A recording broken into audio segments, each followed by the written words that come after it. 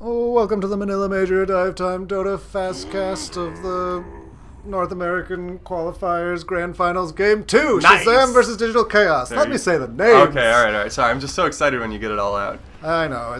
There was a stumbling block there. Okay, Marana's picked first round again. I wonder why nobody bans her, because they all want her, I guess. There's too many other strong bands to get out of there. You don't want ET, you don't want Elk.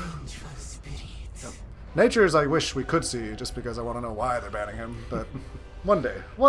Just in the right hands, you can do anything. Slardizzle, not surprising. We've seen him. And that lone ban. I'm actually maybe not surprised, but I wonder why Digital Chaos didn't go with the DK instead of the Slardar. They've had success on both, but the DK was so strong in their game one, the winner's record. That armor reduction is just so sweet, though.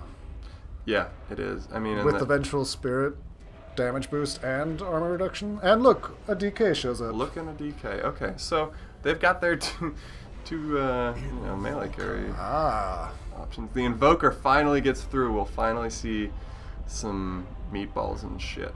DC picks up the IO again. Did they win when they played with the IO? I cannot remember. So, I think they did. I do remember that IO wasn't moving to go around ganking too much.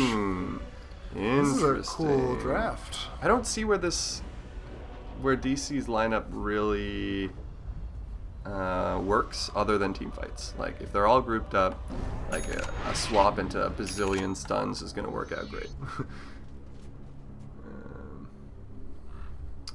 DC's, however, I don't know. It's not very pushy either. Team fights, all right. I mean, I guess it's the gank. They TP someone, Slardar in with IO somewhere, and that's how they initiate. But they're going to be fine in the laning phase. It's not these lanes I feel like are going to be pretty boring because there are not a lot of vulnerabilities to capitalize on or like sweet combos they're just to work. Giving up off lane. What? They sure are. They being Digital Chaos, excuse me.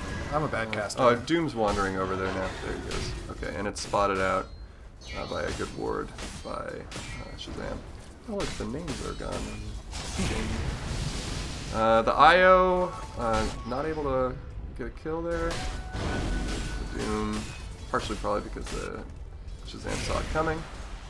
And in their lane, it's Morphling and Lion. Ooh, Marana gets out just barely. Yeah, clutch leap in the safe lane. The Invoker's mid against the DK. And I don't think the DK has any help. Oh, it looked like Doom was going to be able to get away there with the IO's help, but he ends up being first blood for 3 Not much you can do against that Marana arrow. Yeah, if you get hit by the arrow, You're going to get bled out? I don't know. Start praying. I don't know. Yeah, nothing clever there. Buy out? Shazam. Ooh. They were kind of scouting the Roche. It's too early, but I wonder if they were thinking that. Those are pretty at 4x. Good IO illusions. That's who you want. 3 mid from Shazam. But nothing comes of it. Okay. Yeah. No towers yet. Doesn't look like Doom's doing too well in his offlane though, so that could be the first fall. Mid. DC has 3, including a very deep Vengeful Spirit hiding in the tree line. They do manage to get the tier 1. Meanwhile, a shout from Beastmaster goes on the Slardar. They aren't able to lock up down the kill, and they instead turn it on Beastmaster, so Beastmaster falls there and gives DC their first kill. And with it, off its momentum, goes the tier 1 ult. Misery is just destroying it on IO right now. You think so? His effectiveness at just being there to save his teammates. Defensively, yeah, cool. Yeah, I haven't seen him do too much offensively, but you're right. Defensively, he is. He's given that speed to get up some cleanup kills too. Oh, they turn around. That's the thing. Yeah, the turnarounds. He's not getting the kills, but. Oh yeah. Oh well, but when doesn't I? There's a smoke on the Shazam push bot, and the Morphling is furthest out of position. Just who you don't want to be, because the 4-man gank crushes him. Shazam has lost all their tier 1s. This is not looking too good for him. But It's close. it's a pretty close game still.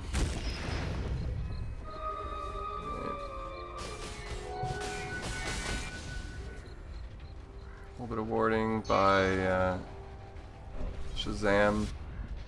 They definitely have the Roche warded up pretty well. Down goes the DC tier 1 top.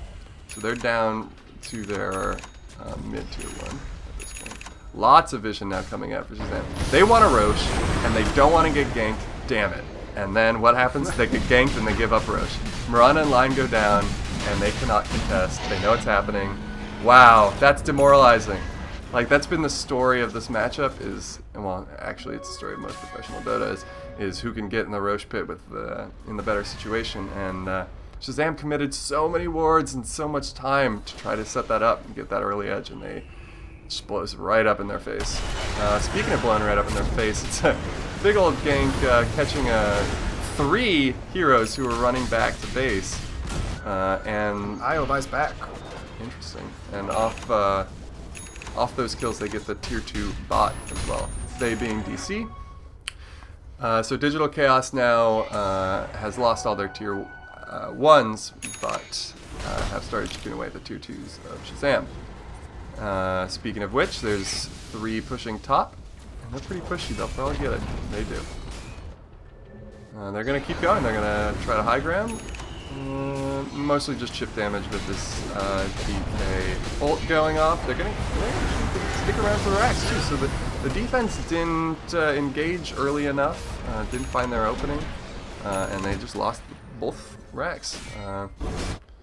That's going to set you back, Shazam. I'm getting some deja vu from last game. Yes, indeed. Now, that was the first fight I feel like I saw Invoker do anything, and it didn't look like he killed anyone, which is so weird because when I play Dota, Invoker kills everyone. Well, we don't really play at this skill tier. Alright, TC's grouped up mid and they take out the last outer tower. Now they're looking to high ground on the mid. Will Shazam show up to defend? They Mirana ult. I think it was spotted because that prompted DC to get the fuck out, as they say. So, so no high ground push there. A little bit of chip damage, but not too much.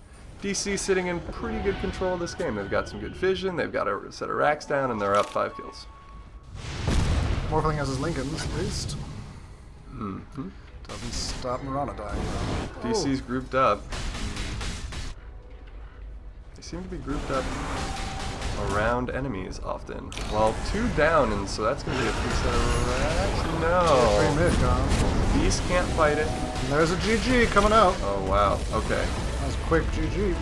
So, DC really didn't bring it to the heroes. I mean, they had 15 kills, but they were all kind of incidental. They really brought it to the towers. This was a push game, but in a surprising way. I didn't really feel like this lineup had the push to do it.